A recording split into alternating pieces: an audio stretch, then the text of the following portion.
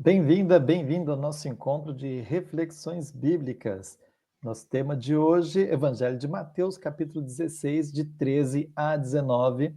Professor Jung Mussung nos convida a refletir esse texto, chave do reino dos céus, para libertarmos de situações infernais, de guerra, injustiça e opressão. Você que está nos acompanhando, peço que faça a gentileza de se inscreve no canal, ativa lá o sininho, compartilha nos grupos da paróquia, da comunidade, gente que pode se interessar por reflexões bíblicas a partir de uma perspectiva crítica. Eu vou fazer a leitura do Evangelho na minha tradução da Bíblia, acompanha na sua. É uma versão de Mateus referente ao texto que a gente já discutiu semana passada. Então, aqui diz o seguinte: Jesus chegou à região de Cesareia de Filipe e perguntou aos seus discípulos: Quem diz os homens que é o Filho do Homem? Eles responderam: Alguns dizem que é João Batista, outros que é Elias, outros ainda que é Jeremias ou algum dos profetas. Então Jesus perguntou-lhes: E vocês, quem dizem que eu sou? Simão Pedro respondeu: Tu és o Messias, o Filho do Deus vivo. Jesus disse: Você é feliz, Simão, filho de Jonas, porque não foi um ser humano que lhe revelou isso, mas o meu Pai que está no céu. Por isso eu lhe digo: Você é Pedro, e sobre essa pedra construirei a minha igreja, e o poder da morte nunca poderá vencê-la. Eu lhe darei as chaves do reino do céu, e o que você ligar na terra será ligado no céu, e o que você desligar na terra será desligado no céu. Bem, a passagem termina aqui. O Evangelho de Mateus continua com Jesus pedindo que não conte isto para as outras pessoas ainda, e a discussão sobre o processo da paixão e o sofrimento em Jerusalém, etc. Jung, é a mesma passagem, ela tem uma construção bastante diferente. Em geral, a gente interpreta essa passagem a partir a igreja tem um poder institucional. Você está propondo aqui que a gente olhe a chave do reino do céu como chaves para libertar de situações como a guerra que a gente está vislumbrando no horizonte, a injustiça, a opressão. Qual que é a diferença dessas leituras? Primeira coisa, duas explicações eu acho que é importante para localizar. Primeiro, assim, por que é que a gente está repetindo o mesmo texto? Porque na tradição litúrgica católica, é o que a gente está seguindo, né? Nesses textos das cada semana. Então, de hoje é o mesmo da semana passada, incluindo uma coisa nova, e aí é um pouco, se a gente fica estranho na conversa, que é quando coloca a questão da igreja e o poder de libertar, de ligar o céu e a terra. Então, primeiro. Então, nós não vamos discutir tanto o tema do Deus, Jesus dizer, tu és o Messias, porque nós já discutimos semana passada, e Semana passada. focar a questão da igreja e o reino de Deus, primeiro. Segundo, a expressão reino dos céus dá muita confusão. O pessoal diz, não, é ligar a terra com o céu. Aí, quando a gente fala o céu, é a, é a cosmovisão antiga de que o mundo tem 3 andares: inferno, terra e o céu. Então, a gente está no mundo da terra e a igreja tem o poder de ligar com as coisas do céu lá de cima. Não é. Esse é um pouco o problema. Como é que por que eu estou dizendo isso? Porque a mesma expressão rei dos céus de Jesus no Evangelho de João aparece toda vez que equivale ao de Marcos e Lucas de reino do céu, reino de Deus. Quando Jesus vem, diz, olha, o reino de Deus está próximo. Em Mateus não aparece a expressão reino de Deus, aparece reino dos céus. Por quê? Porque esse texto, entre aspas, na tradição católica, no catecismo, ou nessa forma de ensino do ensinamento de Jesus, escrito por Mateus. E aí a gente precisa entender um pouco o evangelho, né? Não é uma biografia, é um texto para uma comunidade. Então, esse texto foi escrito para uma comunidade de tradição judaica, enquanto que o Lucas claramente fala para o mundo grego, né? Então, numa comunidade judaica, você tem uma tradição de que você não usa a palavra Deus. Isso vem desde o Antigo Testamento. Então, Mateus, reconhecendo, respeitando a tradição dos cristãos que vem da tradição judaica, troca a palavra Deus por céus. Então, feito isto, a gente tem que reinterpretar essa ideia do ligar a terra com o céu. Ponto. Então tá. E aí vem uma coisa importante, né? Antes de entrar na chave, né, Jesus diz assim: tu és Pedro, né? E sobre essa pedra edificarei, construirei minha igreja. Isso é já conhecido em todas as pessoas que leem a Bíblia. E diz assim: e o poder do inferno nunca poderá vencê-la. Vencer o quê? A igreja. Então tá. Aí, o que ele está falando? Não é que vem o poder que vem do andar de baixo, saiu do inferno, entra no céu ou na terra para discutir na igreja. Não, não é isso. É interpretar, é entender o poder do inferno, é o poder do mal, não vai vencer aonde? Na igreja. Está dizendo o quê? A igreja, essa é uma discussão da comunidade, na comunidade cristã já está tendo muitas brigas internas. A interpretação do que é certo e o que é errado. E nessa luta, você tem as pessoas que começam, por exemplo, em nome da... Nos dias de hoje, por exemplo, tem muita gente que na igreja fala em nome de Deus e diz que bênção de Deus tem a ver com dinheiro. Ou, eu sou autoridade da igreja, portanto, vocês têm que me obedecer, porque Deus fala na minha boca. Isto para a comunidade original, isso não é de Deus. Não é o que Jesus ensina. Então começa de você tem possibilidade de estar tendo lutas internas. Esse mal que entrou na igreja vai vencer, vai destruir o espírito da igreja? Aí eu quis não.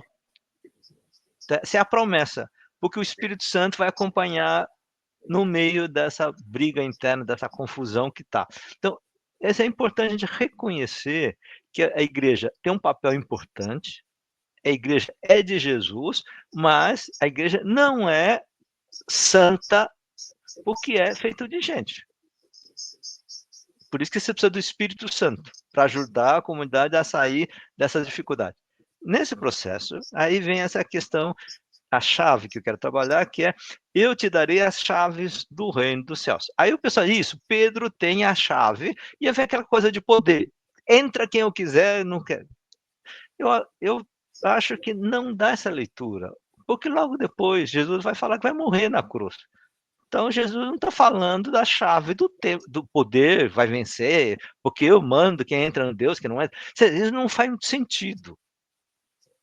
Qual é a chave que a gente poderia ajudar, que eu acho que nos ajuda a entender o que está acontecendo na época de Jesus e serve para entender hoje? Porque sempre a leitura do Evangelho tem a função, na nossa comunidade atual, de entender com o Espírito de Jesus o que está acontecendo no tempo de hoje. E aí eu acho que, ontem à noite, antes de gravar hoje, né, aconteceu o bombardeio lá do governo do aviões dos Estados Unidos no Irã e há uma possibilidade de guerra, né, de aumentar uma crise danada. Isto, então, é um pouco a perspectiva, nós vamos sair de uma situação, ou estamos entrando numa situação meio infernal.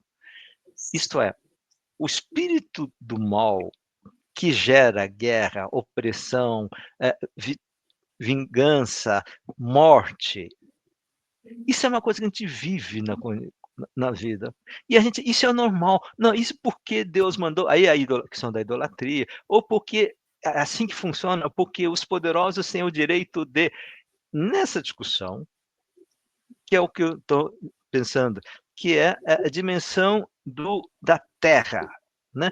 A gente vive no espírito da terra, do mundo, que no Evangelho João fala do espírito do mundo.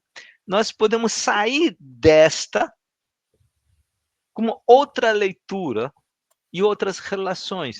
Aí funciona bem, em vez de reino dos céus, para a gente não dar essa confusão, reino de Deus. Quais são as características quando acontece o reino de Deus, que é o sinônimo de reino dos céus pelo Mateus?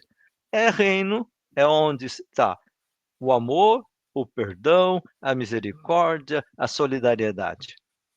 Então a gente sai de uma situação, não de um lugar, mas um tipo de relacionamento de vingança, de poder e guerra para uma outra. E qual outra? A, a quarta relação é a relação de reino de Deus. Isto é, onde a gente reconhece problemas, a gente luta, tenta perdoar uns aos outros e sair dessas situações de opressão. Então tá, e qual isso vem de Deus? Não, isso é da ação do Espírito da igreja. Então daí essa importância, a responsabilidade das pessoas que estão na comunidade, conheceu a verdade de Jesus, de ter a chave de sair de um mundo para o outro.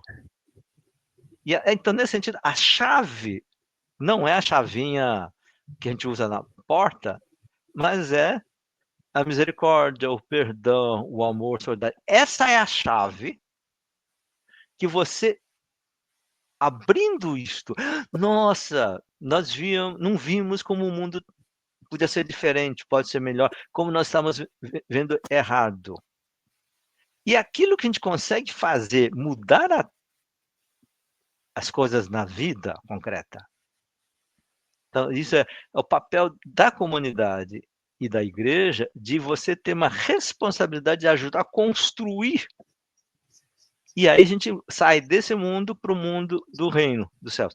E se a gente não faz isto, a gente não faz.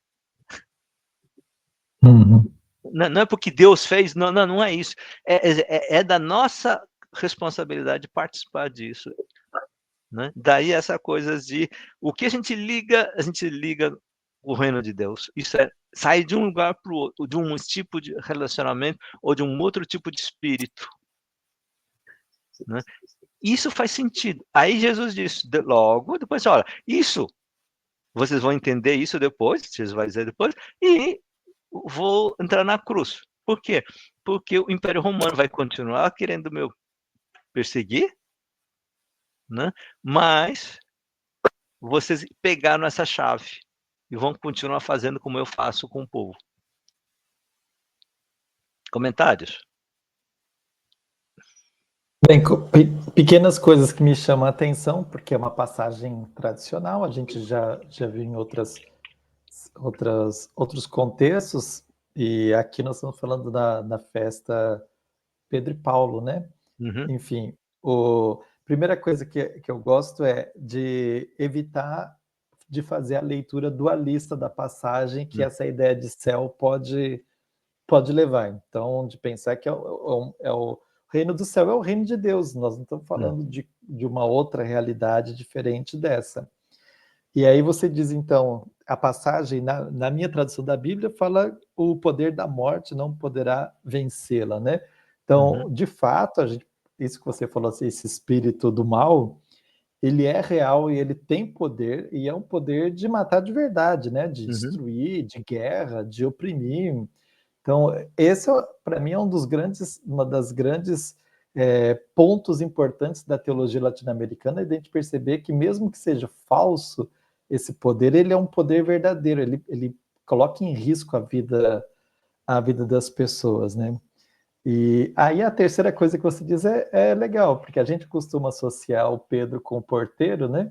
Ele tem as chaves, ele é o porteiro, e nesse contexto é um porteiro poderoso, porque ele deixa entrar, liga, desliga, e na verdade a maneira como você está dizendo é a igreja, enquanto comunidade dos fiéis, ela tem poder para sair deste para outro mundo, desta realidade para outra realidade. E é um desafio de ajudar a construir essa passagem de uma realidade para outra realidade, principalmente porque não tem uma resposta pronta. E essa Não coisa tem de a priori, né? passagem de uma porta para outra, de um mundo para outro, a gente precisa pensar assim, na vida individual, vamos dizer, na vida de uma pessoa. Eu tive, não vou contar a minha experiência, mas eu tive assim, de uma situação muito ruim, de desespero, ou de não ter saída, de repente algo acontece, algumas pessoas participam do processo. Nossa! E parece que o mundo mudou. Tanto que muitas vezes, quando isso acontece de uma forma existencial, diz assim: eu nasci de novo. Eu saí de uma situação de morte para de vida, ou situação de infernal para situação de reino de Deus. Não que não resolveram todos os problemas. Não, não é isso. O mundo continua exatamente igual, as contas continuam do mesmo tamanho, né? Mas toda a forma como a gente vive e como se relaciona muda. Então, essa chave é a oferta, essa é a tarefa das comunidades cristãs de ajudar as pessoas a entrar sair de um mundo para o outro.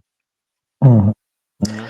Bem, nós vamos terminar esse encontro de hoje provocando cada uma a pensar que a gente precisa se mexer. A comunidade cristã é chamada a se mexer numa época em que a opressão, a injustiça e a guerra elas se tornam latentes como uma ameaça cada vez maior, né?